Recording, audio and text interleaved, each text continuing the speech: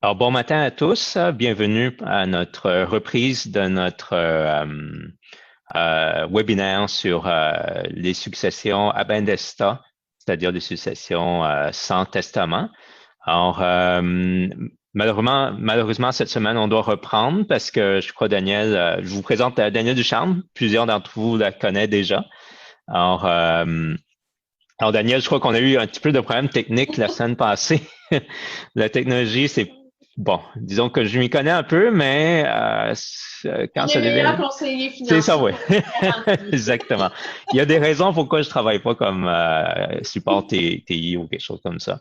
Mais en tout cas, on va, et puis de toute façon, c'est pas si compliqué. On fait juste reprendre. L'important, c'est de prendre le temps et puis on s'assure qu'on va corriger les petits problèmes techniques qu'on a eus. Et puis, cette semaine, on va reprendre ce qu'on était supposé faire la semaine passée. Alors, Exactement. sujet très intéressant sur... avant de commencer, merci à tous de venir nous regarder. Ça fait, je crois que c'est notre troisième webinaire sur la succession. Et cette fois-ci, on va toucher spécifiquement le sujet des successions ab intestat qui veut dire des successions sans testament. Alors, plusieurs d'entre vous nous connaissons. Daniel Ducharme, qui est gestionnaire de portefeuille, puis moi, Robert Chin, gestionnaire de portefeuille, euh, pour Patrimoine Rodan avec Industrie Alliance, valeur mobilière. Alors, succession sans testament. Alors, on a beaucoup de choses intéressantes à dire là-dessus. Ça arrive beaucoup plus souvent qu'on le croit, je crois, les successions sans testament. Alors, le point important, je crois, avant qu'on commence, le point important à se souvenir des successions sans testament, c'est que on ne le réalise pas, mais il y a des gros délais, je crois, hein, Daniel, quand on doit homologuer un testament.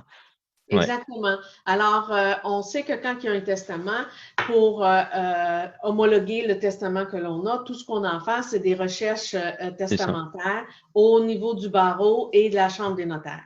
Tandis que quand on a une succession sans testament, à ce moment-là, il faut avoir l'approbation de la Cour Hmm. avant d'être capable de faire des distributions. Et en plus de ça, vu qu'on n'a pas de testament, ce n'est pas la volonté du décédé, mais c'est d'après le Code civil. C'est ça. D'après le Code civil, ça, on va en parler tantôt. Et les biens, il faut qu'on se rappelle aussi, pour ceux qui n'ont pas vu nos autres webinaires, je vous invite à la fin de la présentation, il y aura un lien pour notre page Facebook. Mais les biens, comment qu'ils sont partagés, ben, en fait, les biens qui sont légués, pas comment qu'ils sont partagés, mais qu'est-ce qu'on peut léguer, ça va être déterminé aussi par le régime matrimonial et le patrimoine familial si la personne a été mariée. Alors, Oui, ça, il parce faut que s'en rappeler. les gens, des fois, pensent que automatiquement, parce qu'ils sont mariés, tout va aller à l'autre Hmm, conjoint. C'est pas la c'est réalité ça. et on va en reparler plus tard. Faut toujours, et c'est pour ça qu'on vous a parlé du patrimoine familial auparavant, juste pour vous dire que c'est des notions qui rentrent en ligne de compte au moment du décès si on n'a pas de testament. Exact. Alors, le partage des biens dans une succession sans testament, c'est selon les règles du Code civil. La petite brique, je l'ai pas avec moi ici, je l'avais prêté à un collègue au travail, il me l'a pas encore rendu, mais c'est dans les règles, dans le Code civil, comment c'est déterminé. Il ne faut Alors, pas oublier, le Code civil ne reconnaît d'aucune façon les conjoints de fait. exactement. Donc, il faut absolument être marié et non conjoint de fait. Ça, c'est une erreur commune, je crois C'est ça. qu'on voit. C'est parce que la plupart du temps, la différence qu'on fait puis qu'on ne saisit pas bien, c'est qu'au niveau de la Régie des rentes du Québec, si vous Hmm. avez un fonds de pension, à ce moment-là, le conjoint de fait est reconnu. Oui, Mais ce exactement. n'est pas reconnu au moment d'un décès, comme quoi tous vos autres biens, à ce moment-là, vont au conjoint de fait ou le conjoint de fait est considéré lorsqu'il y a la distribution. C'est Les ça. éventuelles distributions. C'est ça, comme la régie des rentes, des choses comme ça, c'est même quelquefois comme les compagnies d'assurance, les assurances collectives, là, Oui. ils reconnaissent, c'est des lois spéciales ou pas des lois spéciales, c'est des programmes spéciaux qui reconnaissent le conjoint de fait. Tandis que légalement dans la loi, conjoint de fait, c'est pas reconnu comme Non, une pas au personne Québec. Dans conjoint les de fait. autres provinces, oui, Hmm, mais pas au au Québec. Québec. Alors, on va parler un petit peu du mode de dévolution juste quelques exemples parce que les possibilités sont énormes et puis je vous invite à aller jeter un coup d'œil sur le site du ministère de la Justice. Si vous allez sur Google, faites une recherche succession sans testament. Sur le site du ministère de la Justice, il y a un beau tableau qui montre toutes les possibilités et puis il y en a beaucoup de possibilités. Alors, avant d'aller au... On devrait mettre un point tout de suite. Le gouvernement, il ne prend pas votre argent. C'est ça, oui, c'est vrai. Ouais. Alors, qu'est-ce qui arrive? C'est que même si vous décédez sans testament, ça ne s'en va pas au gouvernement. Comme Robert dit, si vous allez sur le ministère de la Justice, vous allez voir, il y a un grand tableau, dépendamment de votre condition de vie. Alors, on va en reparler. Sauf qu'il y avait un cas qui hérite. On va en parler tantôt. Il y a un cas, mais ça, c'est très rare. C'est très, très, très rare. Et puis. Et il faut dire que le gouvernement est très diligent à trouver un bénéficiaire. C'est ça, exact. Alors, à ce moment-là, c'est vraiment en dernier recours, quand vous êtes seul au monde, il n'y a pas personne, pas de parents, pas de cousins germains. Oh, oui, c'est ça. Alors, oui, avant qu'on continue, n'oubliez pas, si vous avez des questions, n'hésitez pas, vous pouvez les demander dans la section des questions-réponses. On va les répondre à la fin de la présentation. Comme ça sera beaucoup plus facile. Ça permettra d'améliorer la fluidité de tout ça. Alors, quelques petits exemples. Alors, oui, n'oublions pas, les conjoints de fait ne sont pas reconnus. Donc, ça, c'est important de se rappeler. Donc, voici quelques petits exemples. Disons que un couple non marié, ils ne sont pas mariés, ils ont des enfants ensemble. Après 20 ans de vie commune, monsieur décède d'un accident d'auto. Il n'y avait pas de testament, il n'y avait pas prévu. Alors, ils ne sont pas mariés. Qu'est-ce qui arrive? Normalement, c'est des enfants. Le Code civil, le Code civil prévoit que si vous décédez et que vous avez un conjoint, puis vous êtes dit, ben, on n'a pas besoin de faire de testament parce qu'on a toujours acheté tout en commun. Toutefois, en achetant en commun, votre partie à vous revient d'après ce que le Code civil donne, et à ce moment-là, ce n'est pas au conjoint de fait, ça s'en va directement aux enfants. C'est ça. Donc, 100% aux enfants de votre succession, de monsieur, qui est 100% pour les enfants, et puis madame reçoit rien. Elle ne reçoit rien. Toutefois, si vous avez tout acheté en commun, que ce soit le chalet, que ce soit name it, automatiquement, elle a sa moitié qui est à elle. Mais l'autre moitié s'en va directement aux enfants. Rien va à elle. C'est ça. C'est ça. Donc, ce qui peut causer quelques situations bizarres quelquefois parce que peut-être que madame ou monsieur, qui est le conjoint survivant, travaillait, s'occupait des enfants, il n'a pas eu de carrière, il n'a peut-être pas accumulé des sommes d'argent. Et ça risque d'être, cette personne-là risque d'être seule et ne pas avoir d'actifs.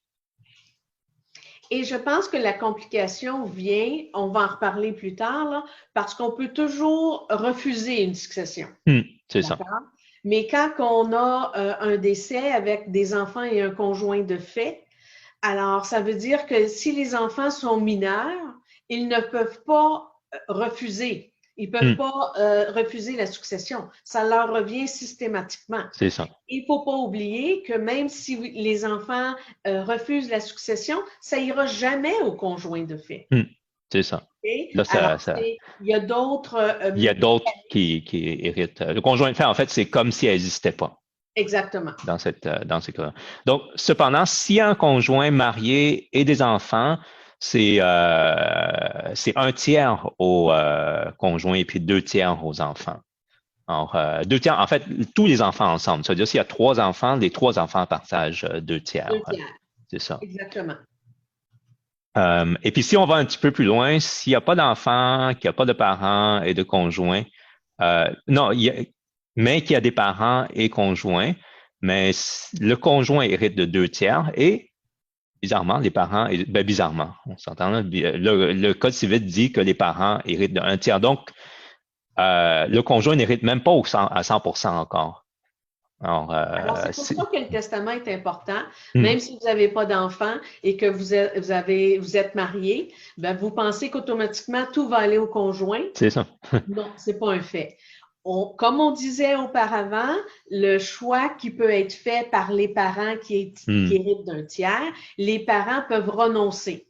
Alors, j'ai déjà vu ça dans un cas où il était très jeune et monsieur est décédé, pas de testament parce que, bien entendu, quand tu as 28 ans, tu ne penses pas que tu vas décéder. Donc, c'était justement 2 tiers à la femme et 1 tiers à la famille. Et c'est ce qui est arrivé. Le père, il léguait ça à son père. Donc, son père a refusé la succession. Ce qui fait qu'à ce moment-là, tout a été il l'a refusé en faveur de la conjointe. Donc, c'est pour ça que ça a tout été à la conjointe. C'est ça, exactement. Donc, ça, c'est toujours possible, mais c'est pour ça qu'on recommande toujours un testament parce que c'est beaucoup plus simple ensuite. Ça rend la vie beaucoup plus simple. Alors, comme on disait tantôt, il y a tellement de situations possibles parce que qu'on peut pas toutes les énumérer ici sur le site du ministère de la Justice. On pourrait mettre un petit lien sur la page Facebook pour que vous puissiez aller voir comment ça ressemble, toutes les possibilités. Excuse-moi, Robert. Aussi, il y a quelque chose de très important quand c'est le code civil puis qu'il y a des enfants d'impliqués puis que les enfants sont mineurs. N'oubliez pas qu'à ce moment-là, vu qu'il n'y a pas de testament, c'est des enfants mineurs qui ont hérité. On en a déjà parlé quand on parlait du testament.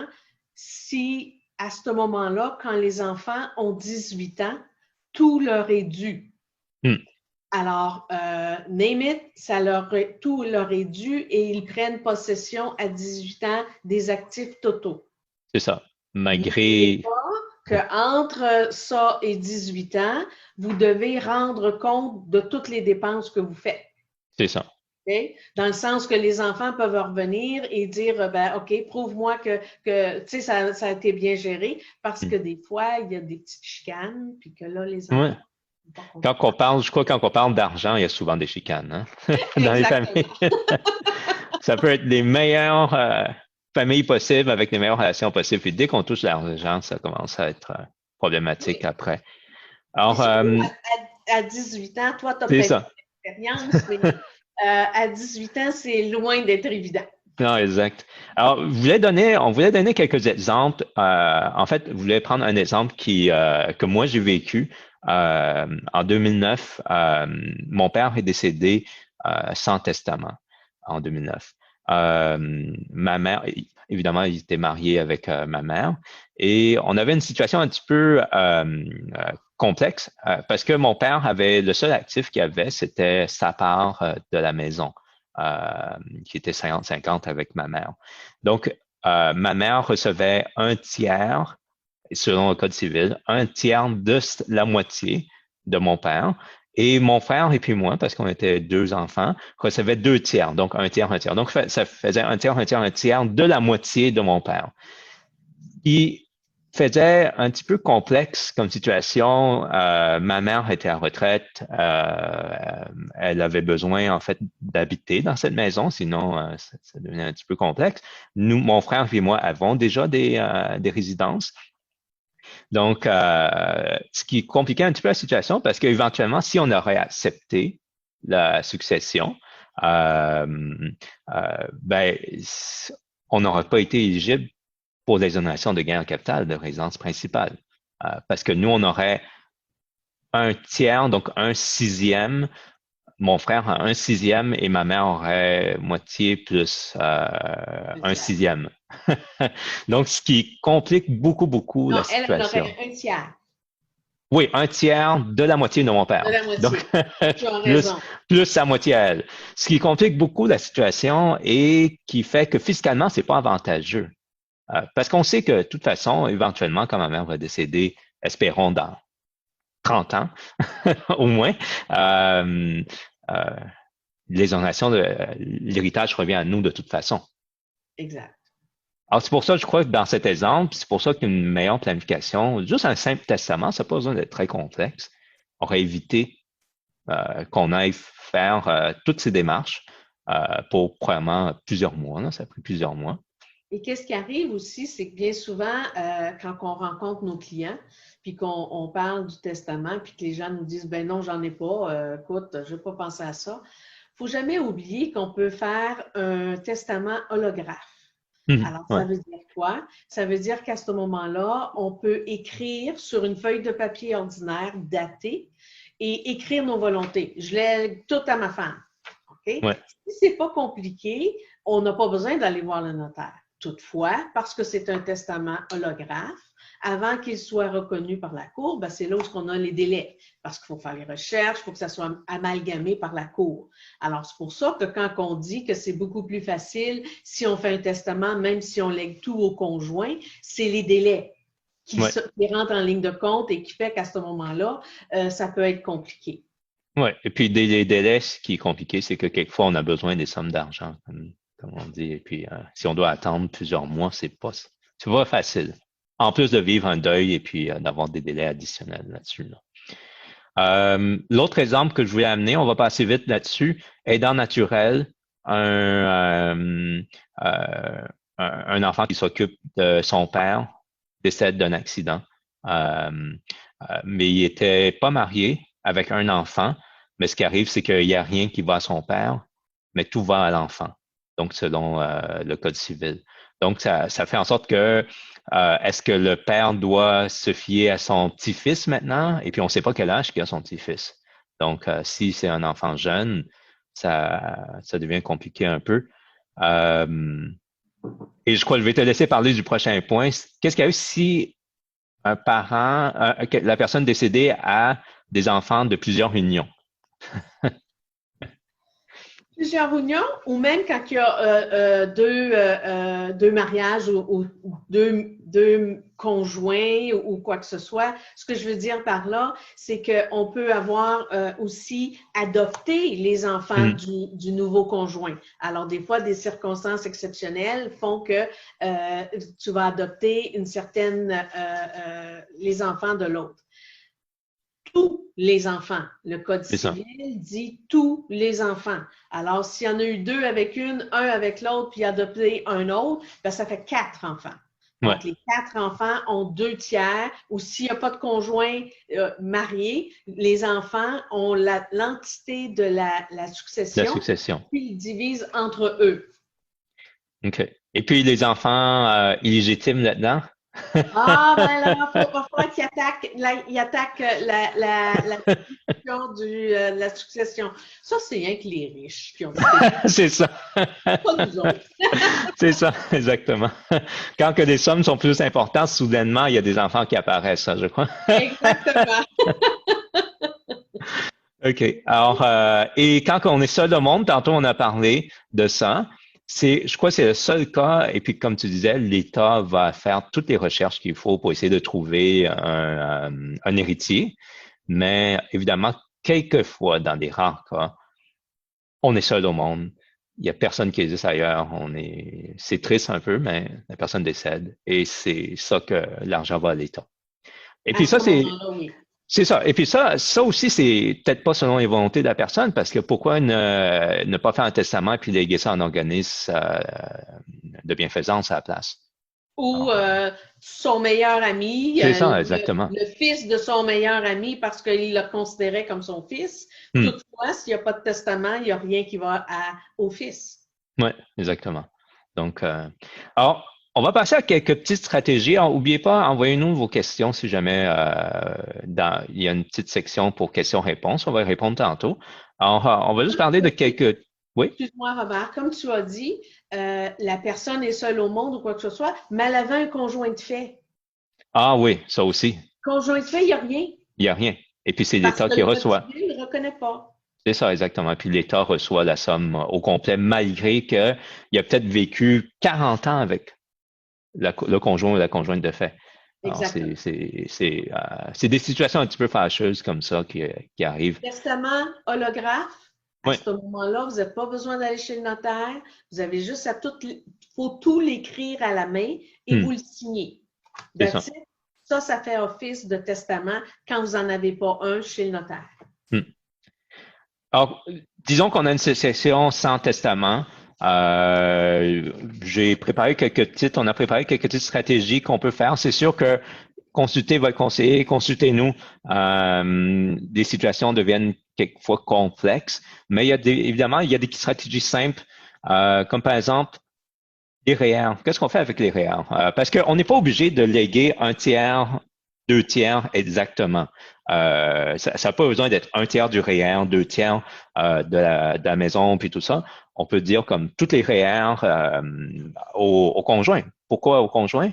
Exactement. Et aussi, faut pas oublier quand on dit un tiers, deux tiers, c'est la valeur, C'est ça. pas les biens en tant que tels. Donc, une fois qu'on a déterminé la valeur qu'un doit à l'autre, à ce moment-là, on décide quel bien va être distribué. Parce qu'il n'y a rien qui a été spécifié, il n'y a pas de testament. C'est Donc, ça. à ce moment-là, c'est les valeurs qui sont mises en ligne de compte. Et une fois que les valeurs sont mises en ligne de compte, c'est là qu'on décide, OK, qu'est-ce qui va à qui? Et la chose importante quand on parle de REER, faut pas oublier qu'il y a une facture fiscale, dépendamment à qui vous le donnez. C'est Si ça. c'est au conjoint, c'est un roulement direct. Donc, il n'y a pas d'impôt à payer. Si c'est un enfant majeur, il faut qu'il soit encaissé. Et à ce moment-là, c'est la succession qui paye l'impôt L'impôt. et non pas celui qui le reçoit. La succession, l'impôt est payé selon le taux d'imposition de la personne décédée. C'est ça. Alors, quand ça rentre dans les mains De l'héritier, hein? de l'héritier, c'est net d'impôt. D'impôt. Donc, c'est pour ça que les REER, on peut favoriser dans la mesure des possibles le conjoint parce que pour avoir un roulement, pour éviter de déclencher la grosse facture fiscale immédiatement, puisque le conjoint ou la conjointe survivante peut le retirer sur plusieurs années après, Exact. qui est beaucoup plus intéressant. Tantôt, tu as dit enfant mineur, majeur, mais enfant mineur aussi, ça peut être intéressant. On peut favoriser, je crois que c'est des comptes enregistrés, hein, c'est ça? Oui. Pour des enfants mineurs. Et, Mais l'inconvénient de l'enfant mineur, oui, on peut rouler à l'enfant mineur, mais il faut que ça soit dans une rente ou un plan qui sera encaissé au complet à 18 ans. OK.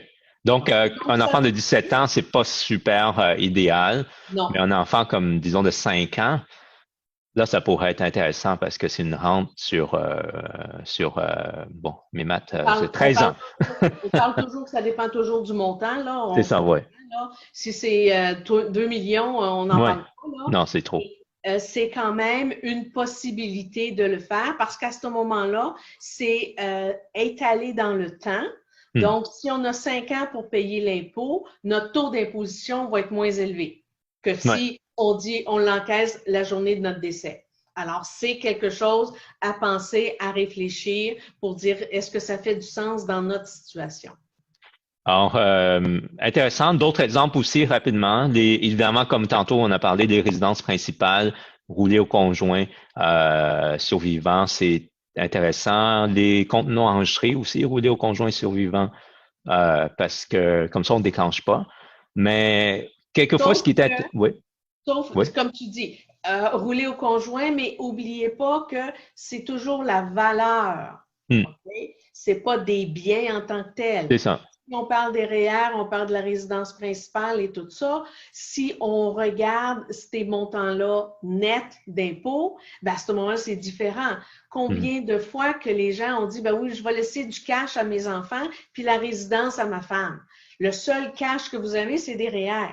Ouais. Alors, les REER, il faut payer l'impôt. Alors, si vous avez une maison qui vaut 500 000, puis des REER qui valent 500 000, à ce moment-là, une fois que ça rentre dans la main des enfants, c'est rendu 300 000.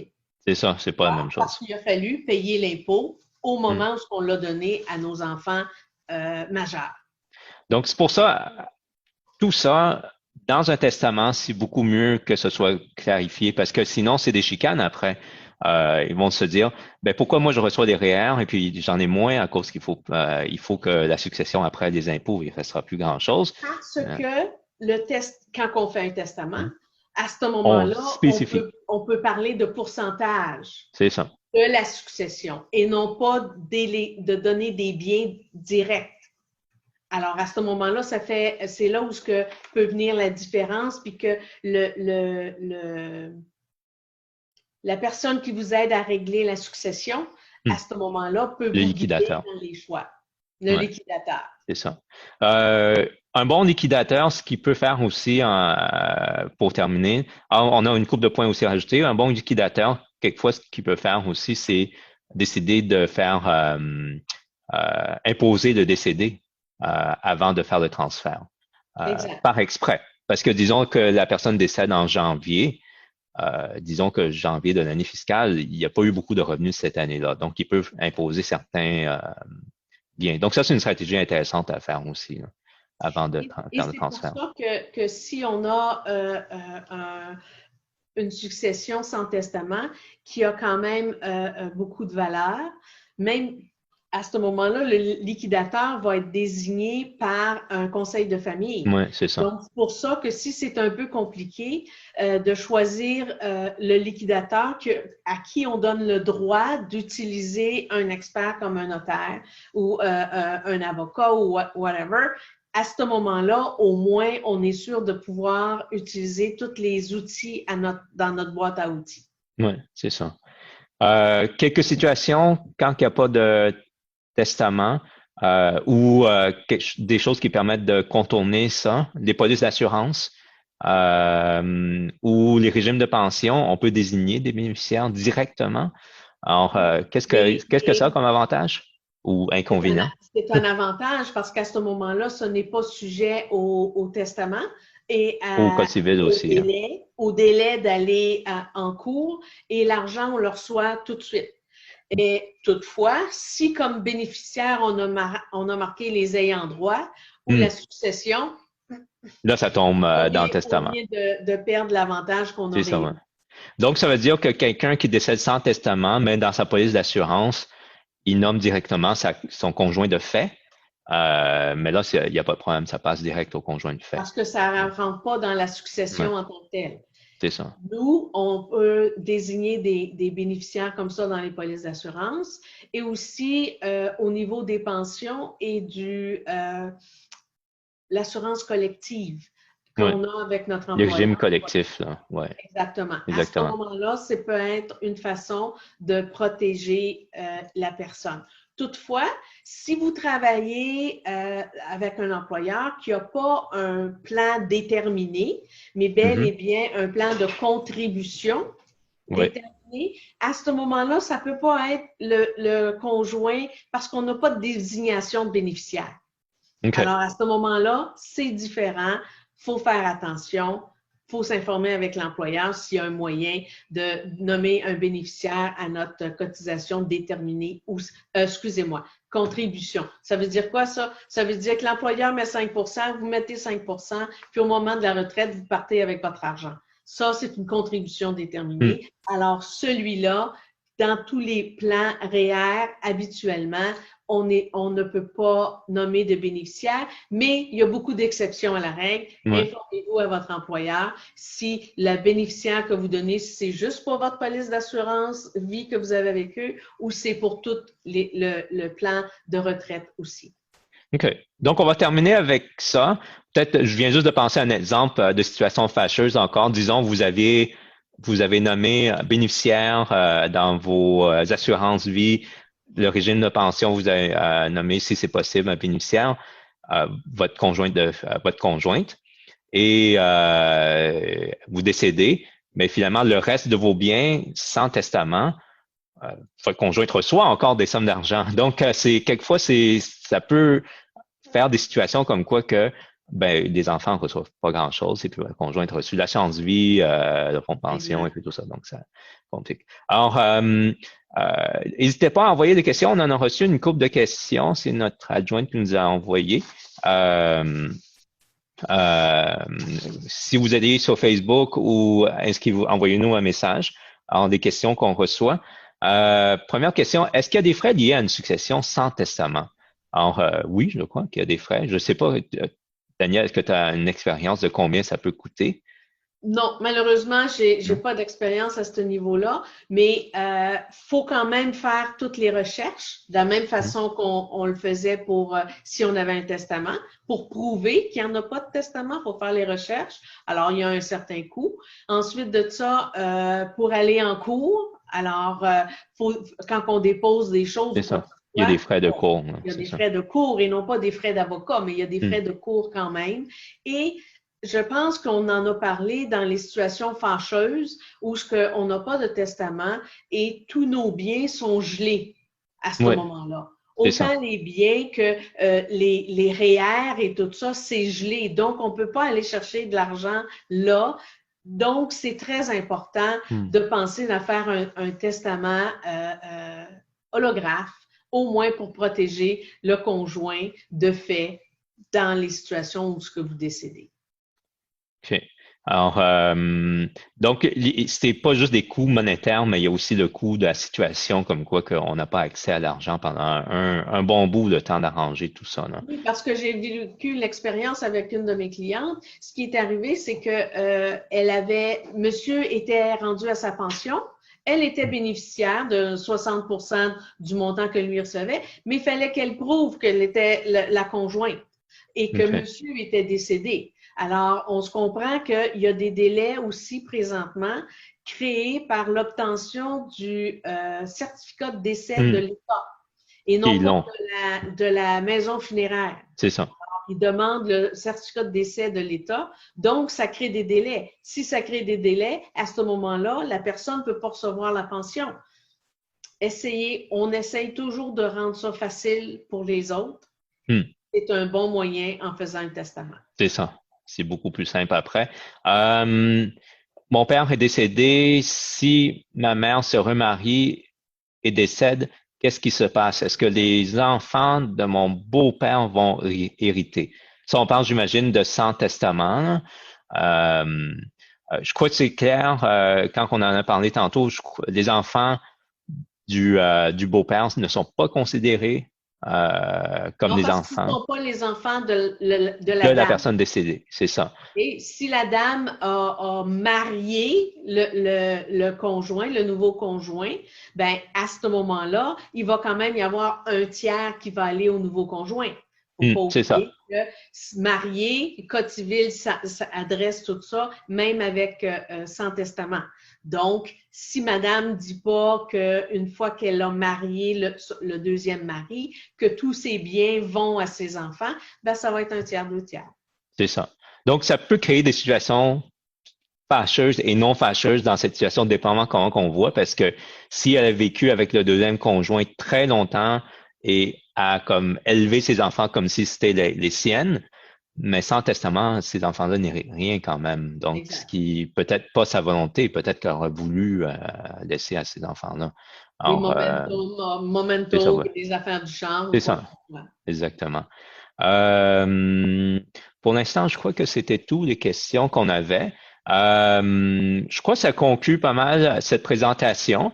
La semaine prochaine, Daniel et moi, on ne s'est pas arrêté directement sur le sujet précis mais on a pensé parler de quelques stratégies de planification successorale.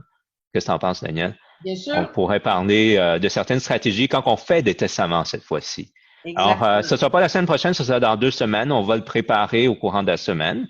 Et surveillez notre page Facebook ou nos annonces sur LinkedIn. Et puis, on va pouvoir, vous allez avoir des informations là-dessus. Suivez-nous sur Facebook aussi. Euh, Quand on va quitter, je vais laisser le lien sur l'écran pour comment nous rejoindre sur Facebook et comment nous rejoindre par téléphone aussi, s'il y a quelque chose. Exact. Parfait. Alors, bonne journée. Soyez prudents. Bonne journée, Daniel. Bonne journée. OK. On se protège. On se protège, c'est ça. Merci, bye. Bye.